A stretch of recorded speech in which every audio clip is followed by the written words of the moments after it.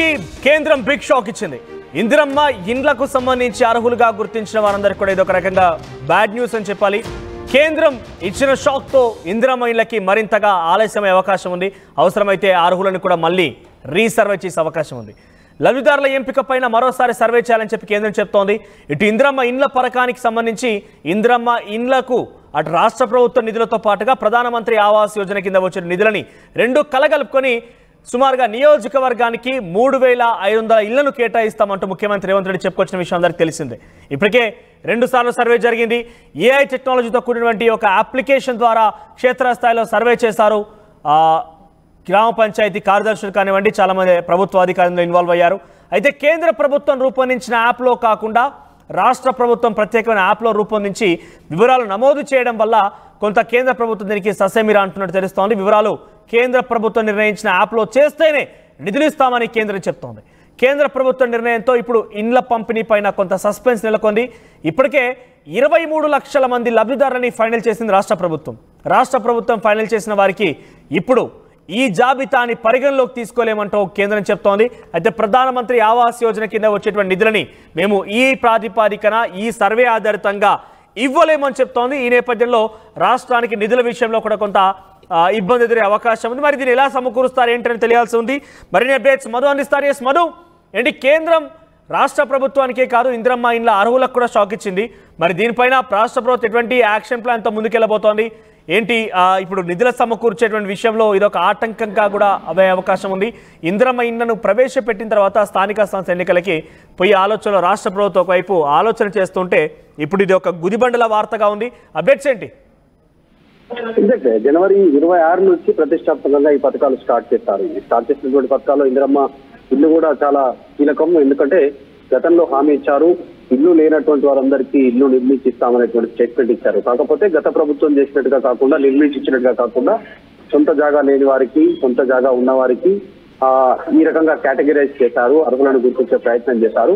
మొదటి దఫాలో సొంత జాగా కలిగినటువంటి వారు ప్రభుత్వం సూచించినటువంటి డిజైన్ లో అంటే నిర్మాణం చేపట్టాలి. దానికి 3 నుంచి 4 దఫాలుగా వారి బెనిఫిషియర్ అకౌంట్ లో డబ్బులు వేయడానికి రాష్ట్ర ప్రభుత్వం సిద్ధమైంది. మొన్న ప్రారంభించిన రోజే కొంతమందికి అమౌంట్ కూడా పడిపోయింది రాష్ట్ర ప్రభుత్వం. కానీ రాష్ట్ర ప్రభుత్వం రాష్ట్ర వ్యాప్తంగా ఉన్నటువంటి ఇళ్ల నిర్మాణం చేపట్టాలంటే ఖచ్చితంగా కేంద్ర ప్రభుత్వ సహకారం లేకుండా చేపట్టేటువంటి సిచ్యువేషన్ లేదు.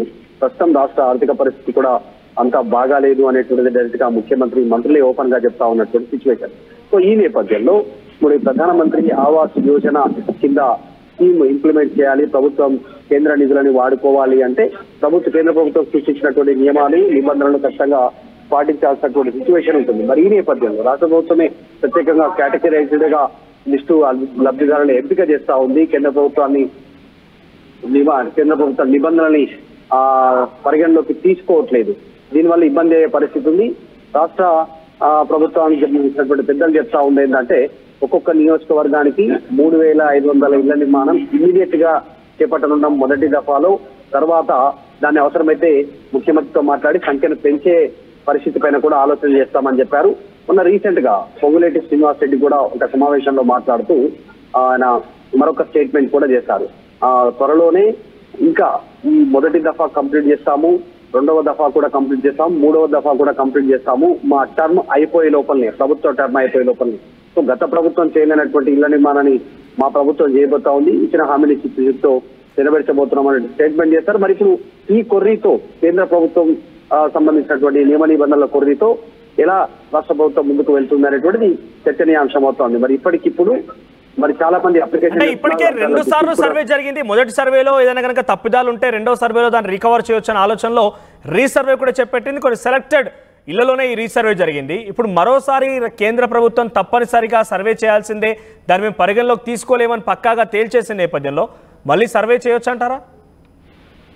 ఖచ్చితంగా కేంద్ర ప్రభుత్వ నిబంధనలు ఏవైతున్నాయో ప్రధానమంత్రి ఆవాస్ యోజన కింద ఖచ్చితంగా దాన్ని పాటిస్తేనే ఆ రకంగా కేంద్రం నుంచి నిధులు విడుదలయ్యే అవకాశం ఉంటుంది. దాంట్లో ఇంకా ముఖ్యంగా ఇప్పుడు ఇందిరమ్మ ఇల్లు అనేటువంటి స్టేట్మెంట్ పైన బీజేపీకి సంబంధించినటువంటి ఎంపీలు, ప్రస్తుతం కేంద్ర మంత్రులుగా ఉన్నటువంటి వారు తెలంగాణ నుంచి, వాళ్ళు కూడా ఒక స్టేట్మెంట్ చేశారు.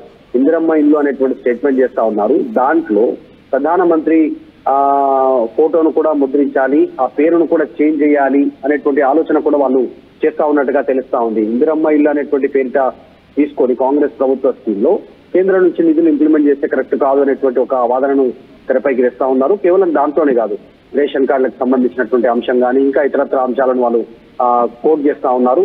చూడాలి ఈ వివాదం ఎక్కడి వరకు వెళ్తుందో, ఏం జరుగుతుందో, దీనిపైన రాష్ట్ర ప్రభుత్వం ఎలాంటి నిర్ణయం తీసుకుంటుందో. మరి ప్రధానమంత్రి ఫోటో ముద్రించడానికి రాష్ట్ర ప్రభుత్వం ఓకే చెప్పే అవకాశం ఉంటుందా లేదా చూడాలి. గతంలో కొన్ని రాష్ట్రాలు రాష్ట్ర ప్రభుత్వం ఇంప్లిమెంట్ చేసేటువంటి స్కీమ్లలో ప్రధాని సంబంధించినటువంటి ఫోటోను కూడా ముద్రించారు. దాంతోపాటు ప్రభుత్వ స్కీమ్ అనేటువంటిది కేంద్ర ప్రభుత్వం దీంట్లో నిధులు ఇంక్లూడ్ అయి ఉన్నాయనేటువంటిది కూడా చెప్పే ప్రయత్నం చేశారు. గతంలో కొన్ని ప్రభుత్వాలు చేశాయి.